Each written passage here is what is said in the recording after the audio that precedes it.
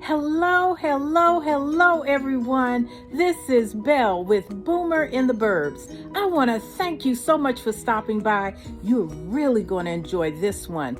This is an interview with a millennial who lives in the suburbs and has a front yard garden. She was so kind to let me interview her today. And you know the OG does not video well. However, listen carefully to what Amy says. I think she will encourage you. She just started her garden during the time that we were all secluded in our homes for the you know what. And she looked out of her window and said, I think I could make something pretty to look at while she was working at home. Anyway, she has a full-time job. She's a mom. She also builds community with her garden. Her garden is sitting so lovely. And during this time, it may not look like much, but I've passed by that garden for 3 years and I had envy in my heart.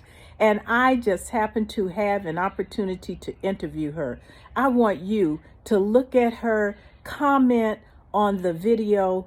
I'd love for you to comment on the video. I'd love for you to subscribe so that you can just keep encouraging the OG to keep on doing what I'm doing. And then get in there and like, subscribe, share. I am really amazed at all of the beautiful work that she is doing. And she has 72 different varieties of fruits and vegetables and lots of clever ideas that you might want to try. And she started with just a tree, a little bird feeder, and a little bird bath. And her entire front yard is now a community haven. She also gives free books and has a bench out there for people to sit on.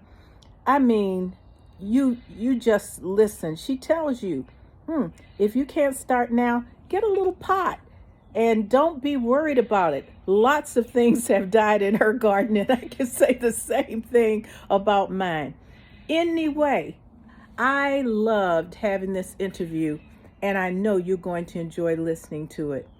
I love you, and that's why I'm here. Like, subscribe, share, comment to Amy. Keep encouraging her and be inspired. Let's get to Amy. Bye-bye.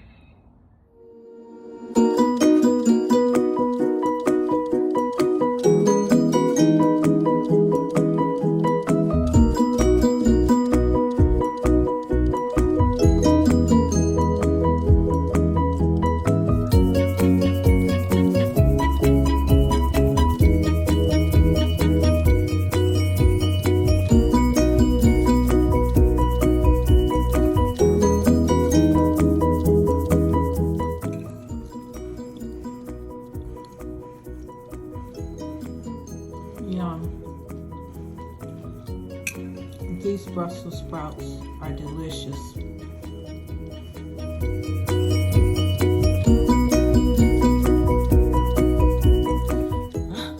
So hey boomers, this is Belle, Boomer in the Burbs. And I'm up here looking at this beautiful yard. I'm not going to show you her house number, anything.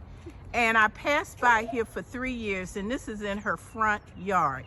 And I am speaking with Amy, and I'm not even going to take her picture of whatever, but if you guys could see it, I want to hear her story of how this got started.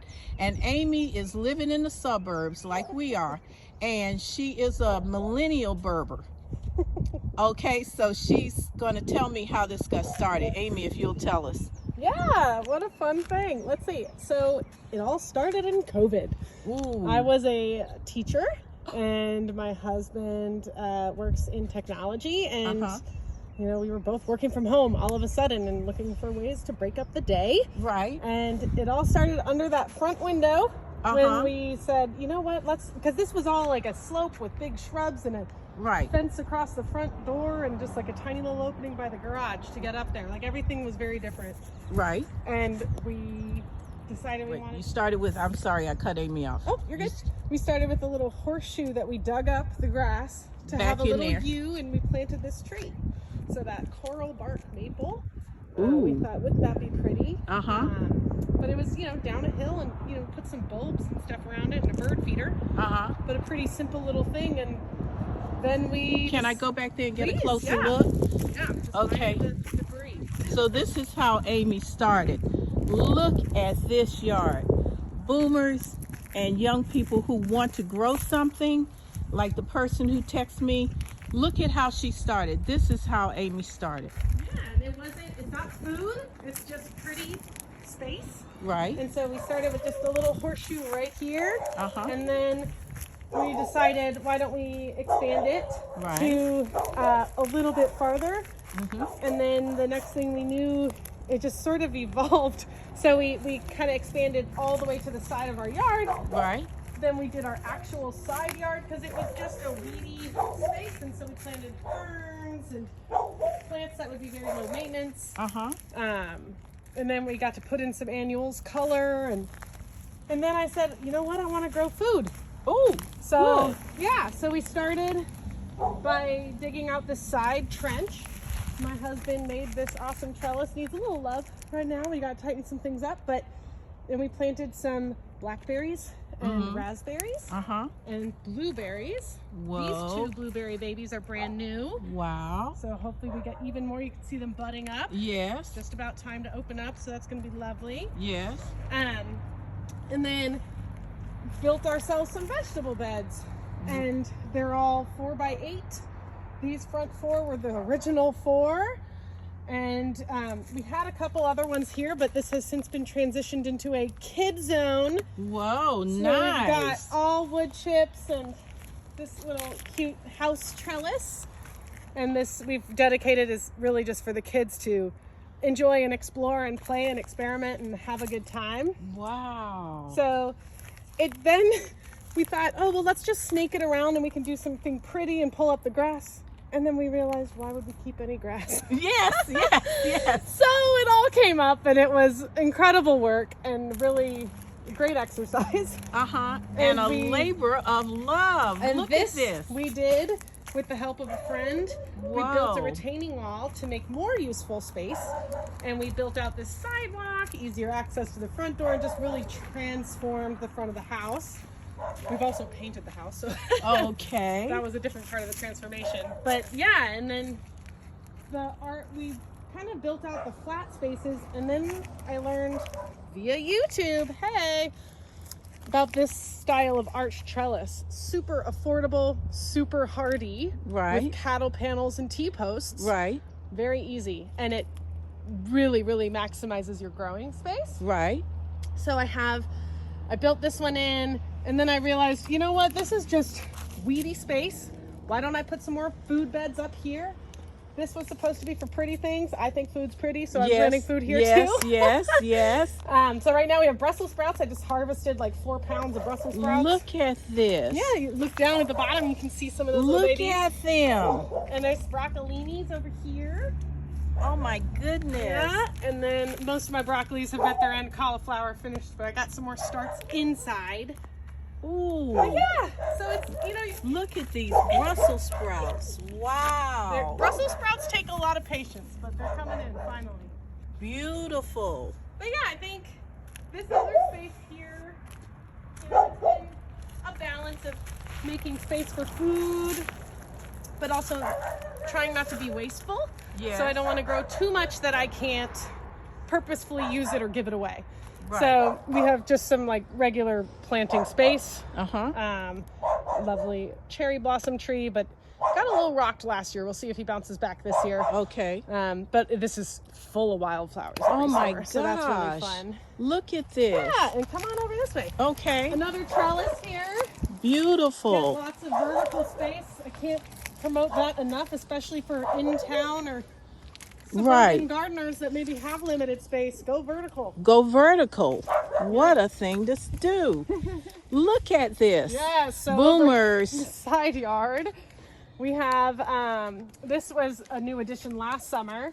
So, and you know what? You experiment, you try. Wood's expensive, so it's a little bit daunting for some, but my husband thankfully loves to play around. So we built this one. We're going to have to put a little bit more support in the middle, but this is a tomato trellis. So you can see where the strings go through up here, and they all just hang down and climb up a string. And as they get taller, you lower the string and they can grow farther up. So you can get like 10 feet worth of tomato plants. 10 feet worth of tomato plants. Just compresses where it's not growing anymore. Goodness. Another arch trellis. I did bird house gourds on this last year. Wow. I think I grew 72 different types of things last year. Wow. Between varieties and 72 different types fruits and veggies. Of fruits and veggies. Yeah. Amazing. Some more nice long beds here. These I've previously done some potatoes in. We'll see where I put things this year. And then, you know, part of the purpose why we built this garden is to build community. Yes. So we also, pretty early on, made our little free library. Ooh, as you can see, it's very popular. That is lovely.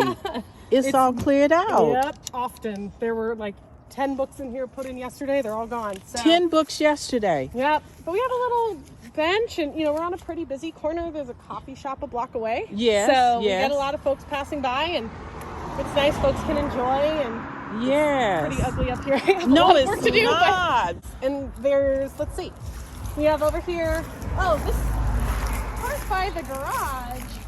Yes. Pollinator garden.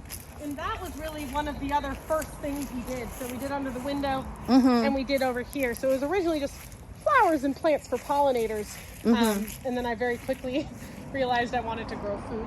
Oh, So this is awesome. Yeah. So, Amy, do you mind if I come back once this starts filling out so they can actually see?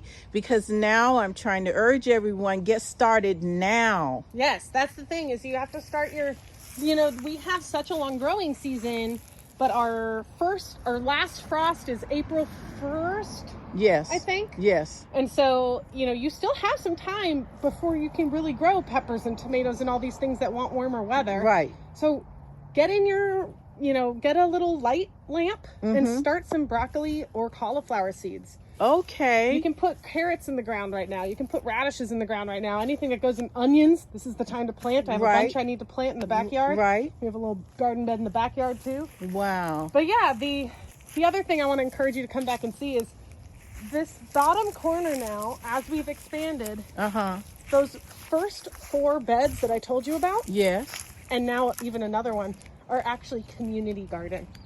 Really? Yeah, so we have neighbors on our street that grow in our garden because they don't have as much sunshine as we do, maybe. Right. Or they just want to be part of the family. Oh my goodness. So it's a really fun place to build community. So when you come back, you might see some different styles, some different plants, and hopefully things will start really kicking off here in, you know, June. And it'll be full tilt by July. Yes, yes. It is beautiful. All of your little touches, all of your beds. May I pull one piece of Brussels sprout, Absolutely. sprout? I'm going to pull one Brussels sprout. I can send you home with a few. We have a lot in the fridge. You wait here. I'm going to get you a little bag. Oh, no. And look at her beautiful Brussels sprouts. And I'm going to pull one off for you to see. Oh, my goodness. Is this not an amazing front yard, suburban garden? And people, if you could see this garden when it is in full swing, you will never believe it. I am so blessed to have come and had an opportunity to interview this lovely lady and her garden, and to encourage you to plant. That's her baby protecting her house, but just to plant and grow. And you know what I found out? I found out that people who love to grow have a generous spirit. I don't know what it is that goes along with it, but look at all these plants she has. And this is her front yard. Say that again, Amy. I was just saying there's so many ways to get into this, and it can start with a pot on your patio. You also, I think a big intimidator for people who garden is feeling like there's this algorithm of exactly how to do it right away, so much dies. There's so much death in a garden, and it's okay. You just plant more. And I think that that's the misconception is people look at my garden and they say, wow, master gardener. No, there's so much death.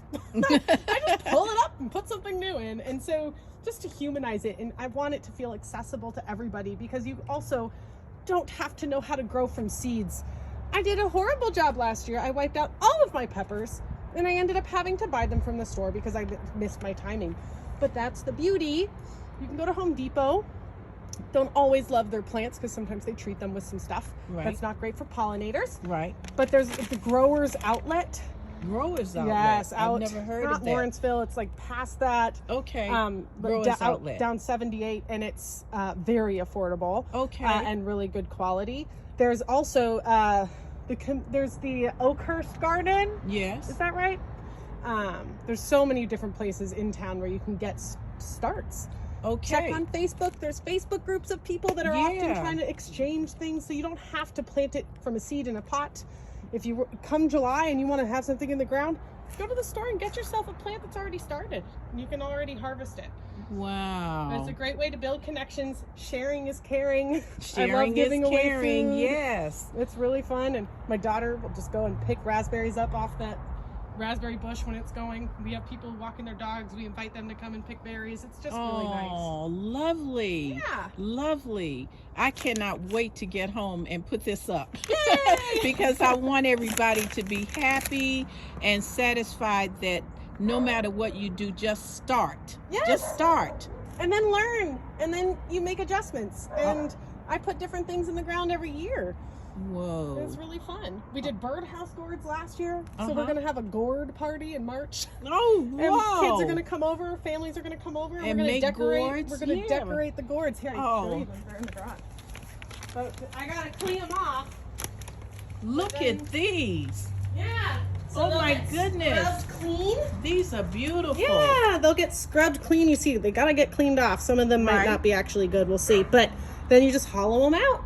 Wow. And you carve a little hole and you have a birdhouse. Wow. It's that pretty is cool. amazing. Look at these gourds. Feel how light that is. There. Yeah. Feel how Yeah, light that is. that's When like I a harvest feather. it. Yeah, but feel this one. So this one didn't dry out the way it was supposed to. Okay. So you can feel how much heavier Yeah, it is. it's a little heavier. Yeah, so he might not be usable, but that's what they should feel like, and then you just hang them Just up. totally empty. Yep.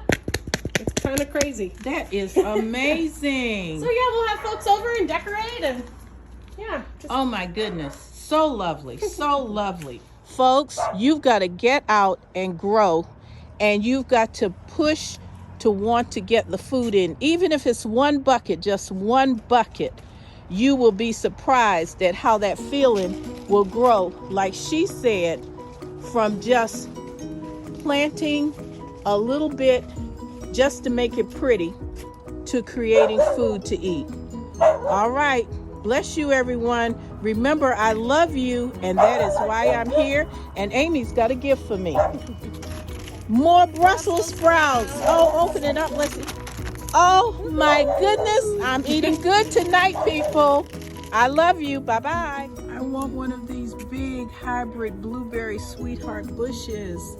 This is the time planting them. See, they have a hardiness of being able to sustain 30 degrees Fahrenheit, but you can cover them up. They are gorgeous. Oh my goodness. Gorgeous blueberry bushes.